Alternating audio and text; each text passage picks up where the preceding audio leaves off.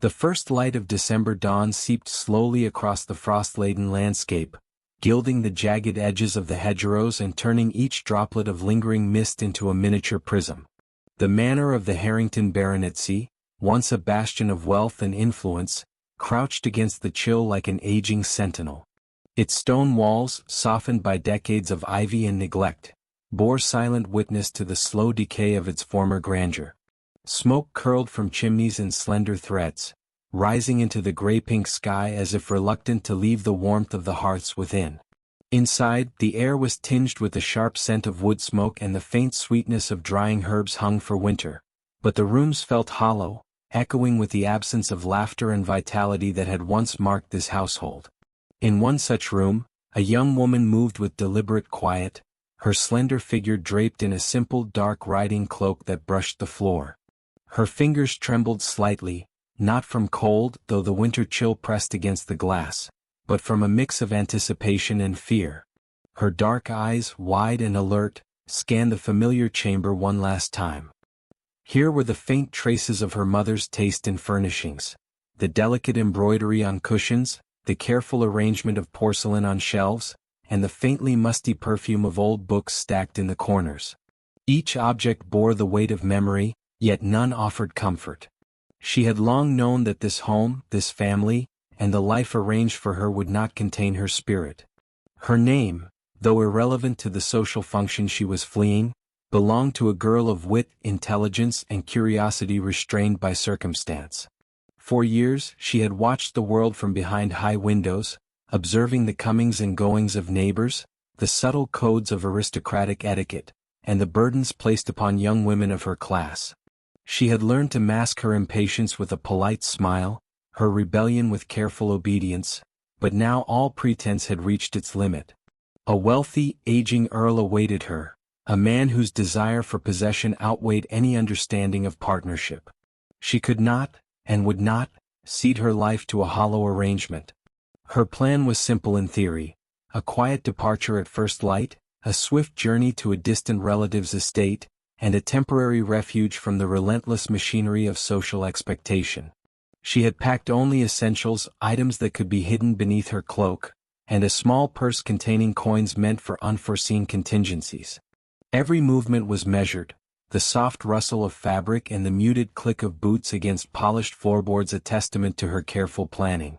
Each step took her further from the security of certainty and deeper into the uncertain expanse of freedom. Yet as she reached the wrought iron gates that marked the boundary of her family's lands, her heart skipped a beat. The dawn's light fell upon the frost-encrusted iron, glinting coldly, and the garden beyond seemed hushed, expectant. The soft clip of hooves echoed across the yard, startling in its clarity, breaking the silence like the crack of a distant whip. She froze, her hand hovering over the latch, and lifted her eyes to the figure waiting beyond. He stood with the calm authority of one accustomed to command, a tall man cloaked in the muted elegance of a gentleman returned from service. His hair, dark with the faintest trace of iron, framed a face marked by both youth and the quiet weight of experience. Eyes, gray as winter skies, held her gaze with a steadiness that unsettled her, as if he could read the tumult of her thoughts without effort.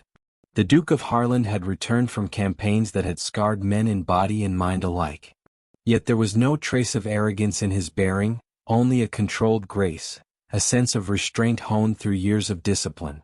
And beneath the veneer of composure, she sensed a flicker of something unspoken, devotion, perhaps, or a respect that had yet to find its full expression. He spoke with a voice that carried effortlessly across the frost-laden garden, calm, deliberate, and precise. "Miss Harrington," he said, and the very enunciation of her family name struck her with an odd mix of recognition and apprehension. "I am aware of your intentions to leave this place. I do not presume to dictate your choices, but I offer a solution, one that may preserve your honor and protect you from scandal." She stiffened, suspicion rising like a tide. "And what solution could you offer, Your Grace, that I have not already considered?" He inclined his head slightly, the motion practiced yet sincere. "A temporary engagement to accompany you as your fiancé for the Christmas ball. A measure to shield you from the whispers that already circulate in certain circles." Her breath caught. The proposal, so unexpected, seemed both a lifeline and a trap. She had planned to flee unnoticed, to slip through the world without relying on the influence of another. Yet there was something in the Duke's manner, a quiet conviction that suggested this was not merely a gesture of convenience or indulgence. It was an offer steeped in understanding, one that acknowledged her autonomy while providing a shield against the relentless scrutiny of their society. Why would you concern yourself with my affairs?" she asked, her voice barely above a whisper, laden with equal parts curiosity and caution. A shadow of a smile touched his lips, brief and unreadable. "Because, Miss Harrington, propriety and honor are obligations I take seriously. And because some attachments, though restrained by circumstance, cannot be ignored." His gaze lingered on her, steady and unflinching, and in that look lay a world of unspoken truths, restraint, desire, and a commitment to principles that neither scandal nor time could erode. Her pulse quickened, a subtle warmth spreading across her cheeks despite the cold. The world she had known, measured and confining, seemed suddenly to shift, the boundaries of duty and desire blurring in the dawn light. She weighed the offer with care, recognizing the duality of its promise: safety and exposure, autonomy and partnership, obligation and the potential for something infinitely more. After a long moment she made her choice, not from fear nor from obligation, but from a keen understanding of her own heart. She nodded once, sharply, decisively. "Very well, Your Grace. I accept, on the condition that our engagement remain as you described, and nothing more until the ball has passed." The Duke inclined his head, respect and a faint relief evident in the subtle easing of his posture. "Agreed," he said, his voice carrying a rare warmth, a promise cloaked in discretion. "We shall navigate this arrangement with care, and I will ensure no harm comes to you. I give my word." The morning light deepened, spilling over the frost and gilding the manor with a fleeting glow that hinted at both possibility and peril. In that quiet garden, a fragile accord was struck, one that would tether two lives together in ways neither fully understood, yet both were compelled to honor. She took a deep breath, feeling the first flicker of hope alongside the ever-present weight of uncertainty. The gates lay before her, open now not merely to escape, but to a future shaped as much by choice as circumstance. With a final glance back at the home that had nurtured and constrained her, she allowed herself to step forward, the Duke at her side, and together they crossed the threshold into a world of social intricacies, hidden glances, and a bond that, though yet untested, promised to challenge every notion of duty and desire she had ever known. The frost crackled beneath their boots, the first light of winter illuminating a path uncharted, and the mist seemed to part just enough to reveal a future neither entirely safe nor entirely certain. And as they moved forward, a delicate tension hung between them, an unspoken question of what would be demanded, what would be surrendered, and what would be discovered in the fragile, uncharted space between propriety and the heart. The days that followed her decision unfolded with a curious mixture of anticipation and trepidation, each one measured by the delicate cadence of winter light filtering through frost-fingered windows. The Harrington Manor, now a silent witness to her clandestine preparations, seemed to exhale a quiet resignation, as if the house itself understood that the rules of propriety were being subtly rewritten. The corridors, once echoing with the soft rhythm of servants' footsteps and the hum of domestic order, now held a hush more profound, a space for deliberation and unspoken possibility. She spent the mornings wrapped in layers of contemplation and the careful selection of attire, the ornate fabrics of the upcoming ball a reminder that appearances mattered far more than she had ever desired. The Duchess of Sutherland's gown sketches lay before her, intricate lace and silken folds whispering promises of admiration and scrutiny alike. Each choice, the shade of emerald for the bodice, the subtle embroidery along the hem, the glint of seed pearls, was deliberate, calculated to present her not merely as a debutante, but as a woman of intellect and quiet confidence. Yet beneath the meticulous attention to detail, there lingered a tension, a realization that her presence at the ball would not be merely ceremonial, it would be a stage upon which desires, decorum, and the fragile threads of reputation would intertwine. The Duke of Harlan proved an unexpected companion in these preparations, his presence steady, unobtrusive, yet undeniably commanding. He did not intrude upon her choices, nor did he attempt to shape her appearance to suit his own preferences. Instead, he offered counsel with a gentleness that suggested he understood the delicate balance between independence and guidance.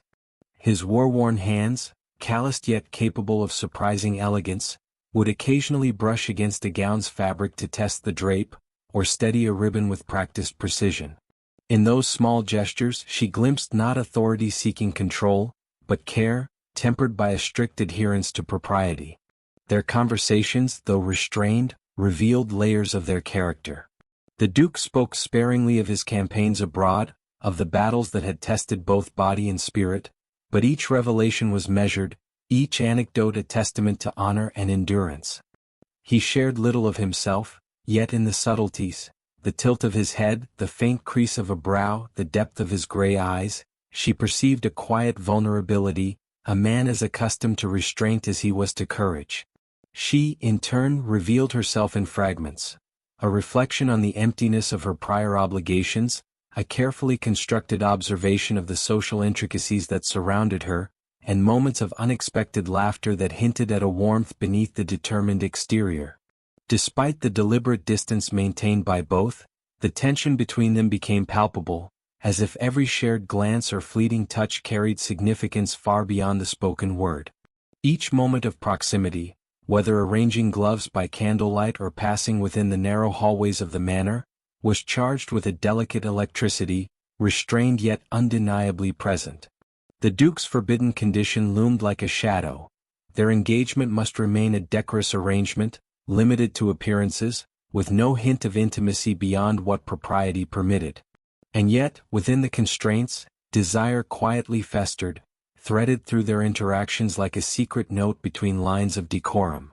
The night before the ball arrived with a crystalline clarity, the moon hanging low and full in the December sky, casting silver across the frost-kissed gardens. The manor's halls were filled with the subtle tension of expectation, servants moving silently, polishing silver and arranging candles, while the soft strains of rehearsed music floated from the distant ballroom. She lingered near a window, gazing at the garden where frost etched delicate patterns on the hedges, and felt the weight of anticipation pressing upon her. It was more than the ball itself that stirred her, though its promise of observation and judgment loomed large. It was the realization that her entire world had shifted in the span of a few days, shaped by a choice both daring and uncertain. The Duke entered quietly as if aware of her contemplative solitude, and inclined his head in silent greeting. "The night is cold," he observed, his voice low, steady, yet carrying a warmth that belied its restraint. "Yet you seem not burdened by it, merely aware of its presence." She turned to face him, and in that glance she saw not merely a companion or protector, but a man who understood the precarious balance she maintained between freedom and obligation. "I am aware," she replied, "of everything that waits tomorrow. The scrutiny, the judgments, the eyes that will measure my every gesture. And yet, perhaps it is the uncertainty that brings clarity. At last, I move under my own decision, even if guided in part by your counsel." He nodded slowly, the subtle creases at the corners of his eyes betraying a trace of emotion he rarely permitted himself to reveal. "And that is precisely why this arrangement, though constrained by necessity, must be honored with care. Each action, each word will carry weight far beyond the moment. I will protect you, yes, but equally I will respect the agency you claim." Their preparation continued in the quiet hours before dawn, a delicate dance of instruction and collaboration. She learned to navigate the subtleties of posture and poise, the careful measurement of gestures, and the artful conversation that would allow her to shine without overstepping societal bounds. The Duke observed with a keen, analytical eye, offering corrections not with admonition but with gentle suggestion, guiding her toward a perfection that spoke not of subservience, but of grace honed through intelligence and awareness. By the time the first carriages were due to arrive, she stood in the mirrored dressing room, enveloped in the emerald silk gown she had chosen, the pearls and embroidery catching the flickering light with delicate precision.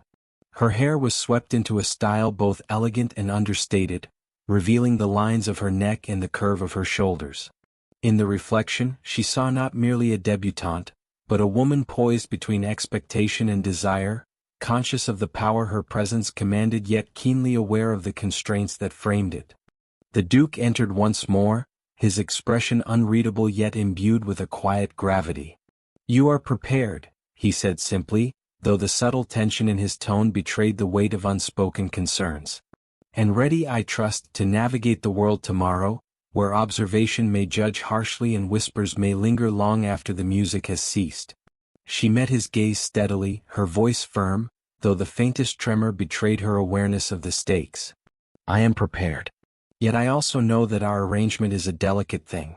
I will neither compromise your honor nor betray the trust of this temporary engagement. But," her voice faltered for a heartbeat and then she added softly, "but I will be myself in every permitted way." He inclined his head, a gesture at once formal and profoundly intimate, acknowledging the courage in her declaration. "Then let us meet the morrow with resolve," he said. "Whatever unfolds, we shall do so with integrity, and with the understanding that certain lines, though invisible, will guide our every action." The night deepened, the frost outside catching the silver of moonlight, and within the manor, the quiet hum of preparation reached its zenith. Servants moved with precise efficiency, while the Duke and his companion shared a fleeting moment of silent accord, a recognition that the morrow would demand every ounce of composure and courage. In the stillness, she allowed herself a breath of anticipation, the delicate thrill of expectation mingling with the restrained tension of the forbidden, the knowledge that desire, though constrained, lingered like a pulse beneath their shared restraint. As the manor settled into a hush of readiness, she lingered a final moment by the window, the garden of frozen tapestry under the moonlight. The world beyond was waiting, full of judgment and intrigue. Yet in this moment, the fragile bond she had forged with the Duke offered a measure of solace. Tomorrow they would enter the social arena as partners, yet each step would test the boundaries of propriety, desire, and courage.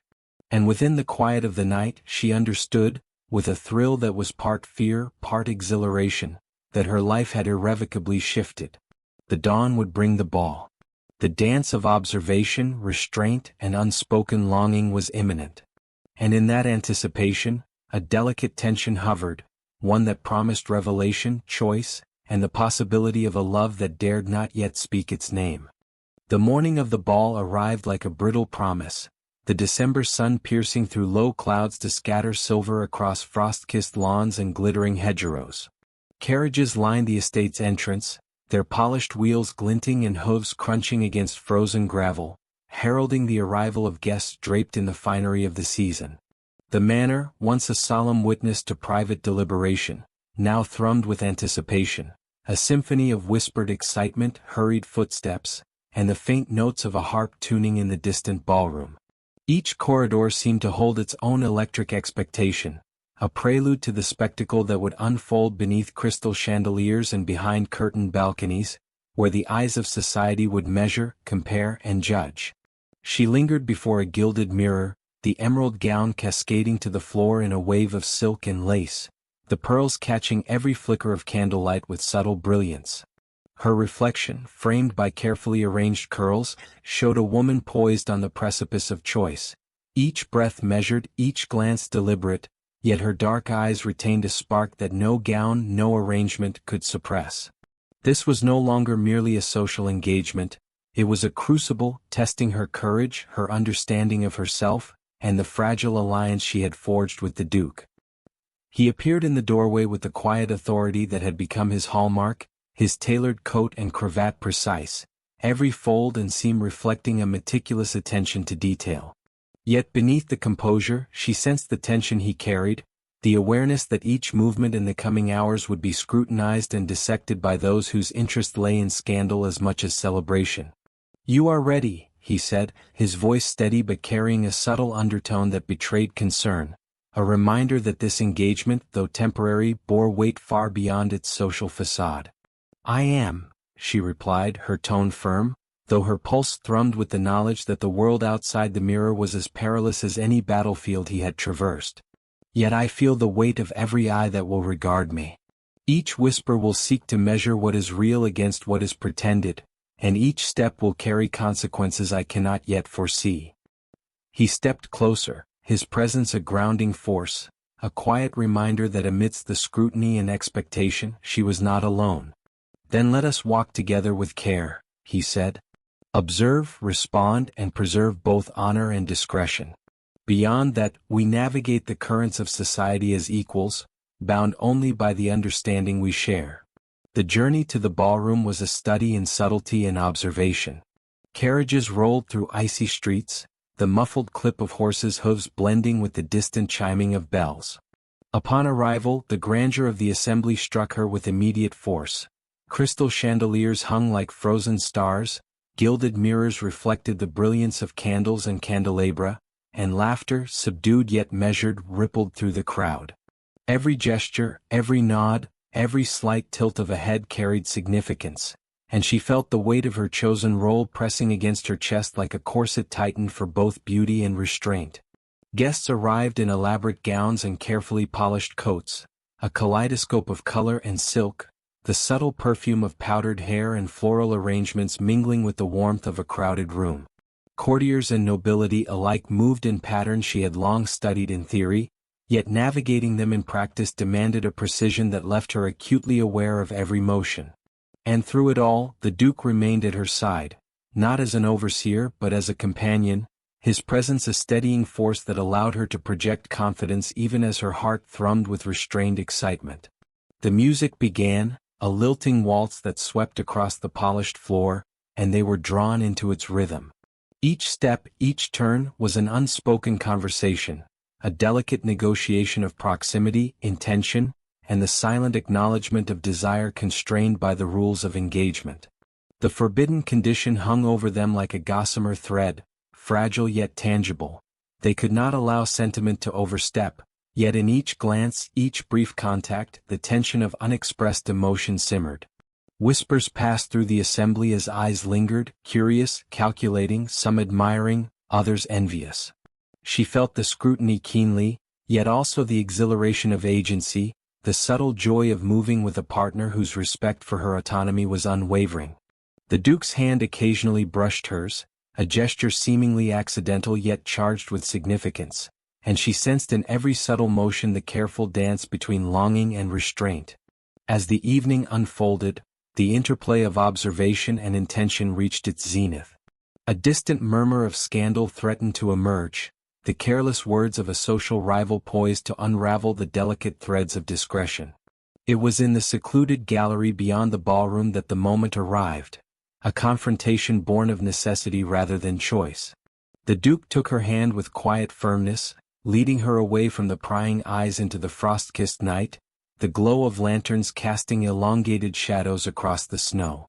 Under the starlit sky, amid the crisp winter air, he spoke with a candor that defied the decorum required by society. "You must understand," he said, his voice low, measured, yet charged with unrestrained sincerity, "that my feelings for you are no mere consideration of propriety. They have been restrained by circumstance, by honor, and by the very society that demands we walk this delicate path. But I cannot, will not, deny the depth of what I feel." Her breath caught, the words both terrifying and exhilarating. She had feared surrendering, feared the loss of independence she had so carefully preserved. Yet in the intensity of his gaze, the quiet power of his admission, she realized that love, when offered with respect and devotion, did not demand compromise of self, it demanded courage. She began, the words faltering as the weight of expectation pressed against her. "I had believed that freedom was the only path I could choose. Yet I see now that freedom without understanding, without connection, is hollow. If one may love without surrendering the self, perhaps then there is no true loss." A subtle warmth suffused the Duke's features, the rigid restraint softening into something rarer, hope tempered by the certainty of shared understanding. "Then we are agreed," he murmured. "We navigate the world together, not as a charade, but as partners in every respect that matters. The forbidden condition need no longer govern us, for we move forward willingly, consciously, and with intent." They returned to the ballroom, stepping into the light and warmth with hearts aligned, their presence commanding yet harmonious. The music resumed, the dance now a celebration not merely of skill and poise, but of the unspoken triumph of courage and honesty. Each movement spoke volumes: respect, passion, and a newfound intimacy unbound by pretense. Whispers and glances persisted, but they were no longer threats. They were acknowledgement of a union forged through choice, bravery, and understanding. By the evening's close, the ball had transformed from a spectacle of judgment into a stage for revelation. Society, ever keen to observe and evaluate, could not diminish the quiet power of two hearts aligned in both desire and principle.